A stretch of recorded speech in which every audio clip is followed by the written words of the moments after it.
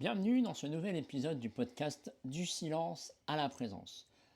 Aujourd'hui, je vais te parler d'un autre sujet important au niveau de ce thème de la sécurité intérieure, qui est le fait que tu n'as pas besoin d'être parfait. Tu as juste besoin d'arrêter de te parler comme un suspect en garde à vue.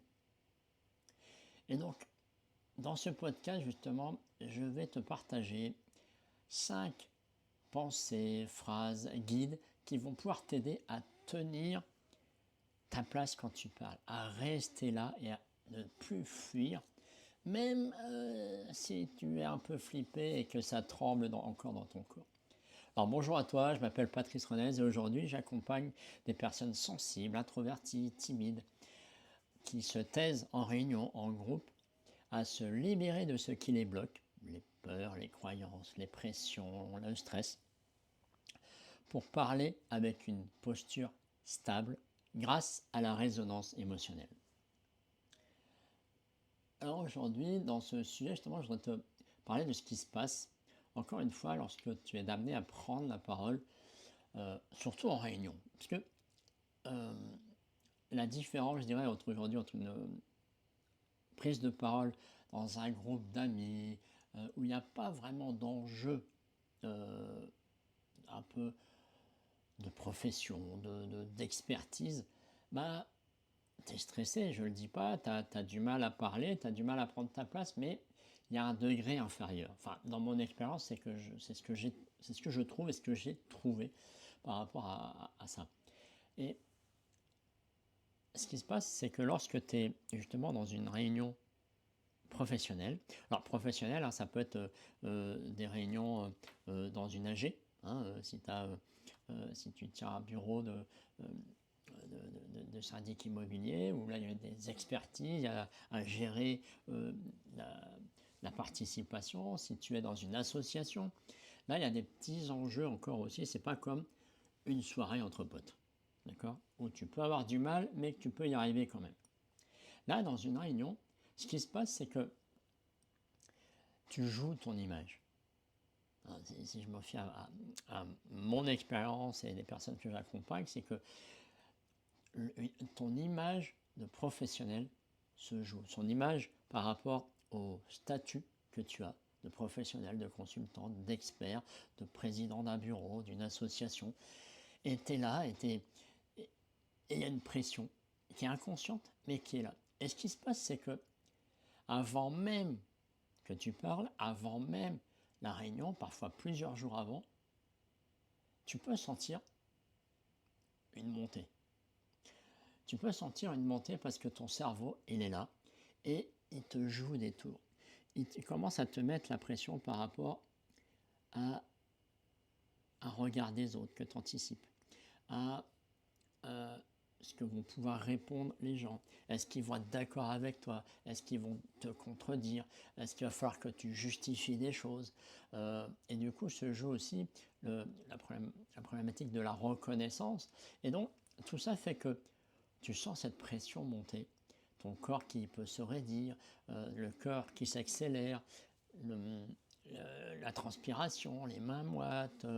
Voilà, tu sens des choses en toi et ton cerveau qui se met à jouer les consoles. Je dis toujours cet exemple-là de centrale nucléaire. Là, imagine que tu as plein de voyants partout et au fur et à mesure, tu as des voyants qui s'allument. Regard des autres, un petit voyant. Le cœur qui s'accélère, un petit voyant. La peur de la moquerie, un petit voyant, la peur qu'on te contredise, un autre voyant. Et tout ça fait que tu te retrouves avec un tableau de bord qui est tout rouge clignotant et ça clignote de partout. Et toi, t'en peux plus, tu es en stress maximum et c'est la pression avant. Et plus le jour de la réunion arrive, plus l'heure de la réunion arrive, parfois ça peut amplifier vraiment. Moi, j'ai eu des phases où vraiment, mais je transpirais, mais jamais je transpire comme ça, quoi. Et là, c'était phénoménal. Et l'erreur qui se passe, c'est que on se met à se dire des choses comme par exemple, je dois vraiment être parfait. Je dois être nickel. Tout ce que je vais dire, ça doit être parfait. Comme ça, on ne me contredira pas. C'est aussi le fait qu'à ça se rajoute qu'il ne faut pas que je fasse de pause dans ce que je vais dire, parce que ça va être un aveu de faiblesse. Les autres vont voir peut-être ma fragilité, ma sensibilité. Et du coup, je dois convaincre absolument dans les premières secondes que je me mets à parler. Sinon, ça voudra dire que je n'ai pas de valeur. Et je dis bien, je n'ai pas de valeur. D'accord? Et faire là, comme ce que je viens de faire des blancs, c'est impossible pour toi. Parce que faire des blancs, ça veut dire que tout de suite, tu te remets à penser au regard des autres, au petit sourire en coin, aux messes basses entre gens de la réunion, de l'assemblée. Et du coup, tu imagines des choses et du coup, ça te met encore plus en flip. Et c'est là que dans ma propre expérience et celle aussi que je vois dans les personnes que j'accompagne, c'est que quand vient le moment de parler dans cette réunion, il se passe un accélérateur de stress. Parce que tout ce que tu as imaginé commence à se mettre vraiment là, tout de suite. C'est plus les boutons de la console qui sont rouges, c'est toute la console en elle-même qui est prête à exploser. Alors qu'en fait, tu t'aperçois qu'une fois que tu as parlé, quand tu as réussi à parler, parce que des fois on n'y arrive pas, mais les fois où par exemple, moi j'ai dû faire des présentations, donc là j'avais pas le choix, j'étais parfois chef de projet ou directeur informatique, j'avais pas le choix que de parler. Et donc, je me suis aperçu au fil du temps que tout ce que j'imaginais, j'ai jamais pu vraiment le vérifier. Oui, il y a des gens qui parlaient pendant que je parlais entre eux. Donc j'imaginais qu'ils me critiquaient. Oui, il y a des gens qui me regardaient avec un air bizarre, ou qui faisaient une moue bizarre avec leur bouche, l'air de dire. Et moi j'interprétais ça comme ouais, ça y est, il ne croit pas ce que je dis, ou il ne comprend rien à ce que je dis. Donc tout de suite, ça amplifie tout ce moteur-là.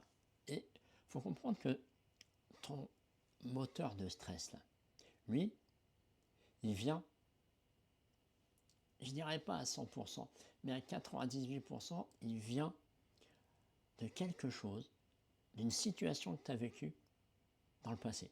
Ça peut être dans l'enfance, dans l'adolescence, en tant que jeune adulte, ou peut-être récemment, où tu as eu une mauvaise expérience qui fait que ton cerveau a compris que parler, c'était dangereux pour toi.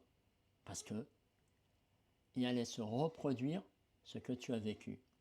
Hein, moi c'était au moment de l'adolescence où j'avais une voix très nasale, on s'est moqué de moi, on s'est moqué de mon nez qui était un peu volumineux à l'époque. Et donc, ça voulait dire pour moi que, si tu veux, tout ce que j'avais vécu à l'époque, j'avais vécu ça avec tellement d'émotions fortes que j'avais ancré ça en moi. Parce que pour info, il faut comprendre que ce que tu vis aujourd'hui dans ta peur de prendre la parole, c'est une croyance par rapport à tout ce que tu t'imagines. C'est ce que j'appelle le creux, le creux, comme tu veux, C-R-E, parce que c'est les croyances que tu as en tête par rapport à ça. C'est le résultat d'une situation répétée avec de l'émotion. Hein, R, répéter, répétition et émotion. Parce que les croyances se créent avec de la répétition et surtout beaucoup d'émotions. Moi, on s'était moqué de moi en classe, en cours de récréation, lors de mes interventions, etc. Et du coup, ça s'était reproduit plusieurs fois, mais pas tant que ça finalement, mais avec tellement d'émotions que du coup, ça a ancré chez moi le fait que parler, à chaque fois que j'allais parler, il allait se reproduire ça. De la moquerie, des rires, de l'humiliation, des regards en coin, des regards moqueurs, etc. Alors qu'en fait, dans la réalité des faits, peux-tu aujourd'hui prendre quelques secondes là, en écoutant ce podcast, et noter quelle est la réunion là récemment où tu as participé et où ça s'est produit, où tu as vécu En vrai, on t'a fait les remarques de t'étais nul, pas capable, pas à la hauteur, on s'est moqué de toi. Il y a 98% de chances que ce soit faux, que ce soit jamais arrivé depuis. Et donc, moi, un des déclics qui m'a vraiment aidé, c'est que j'ai compris que tout ce que je me racontais, c'était ni plus ni moins que de la violence intérieure, et c'était cette violence qui déclenchait toutes ces alarmes. Hein. C'est-à-dire que tout ce que j'avais accumulé depuis mon adolescence, ben, c'était de la violence intérieure que je cultivais parce que j'y croyais dur comme fer que ça allait se reproduire. Normal, j'avais vécu avec plusieurs fois, adolescent, et avec tellement de violence émotionnelle que je ne pouvais que croire que c'était la vérité. Et du coup, je dirais la conclusion de cette partie-là, c'est que c'est important que tu comprennes que tu peux te parler avec respect, hein, et retrouver une place avec simplicité, sans te forcer. Parce que c'est ça le danger, c'est que c'est de continuer à croire que la fois où ça s'est produit, peut-être que ça ne s'est pas produit, mais je suis quasi sûr que tu as eu une situation où ça s'est un peu produit. Et du coup, tu continues à le cultiver inconsciemment. Et justement, je voudrais te faire part de 5 phrases. 5 phrases simples que j'ai fini par me répéter en parallèle d'un travail émotionnel sur ma situation passée. Mais déjà, en commençant à répéter ce genre de phrases avec émotion et répétition, tu peux commencer à créer une autre croyance. Donc, c'est justement l'important, justement, de, comme je l'ai dit toujours, et parce que je le crois vraiment très très fort, que tout se passe dans ta sécurité intérieure. Si tu n'as aucune sécurité intérieure, jamais tu pourras te présenter devant les autres en toute simplicité. Tu seras stressé.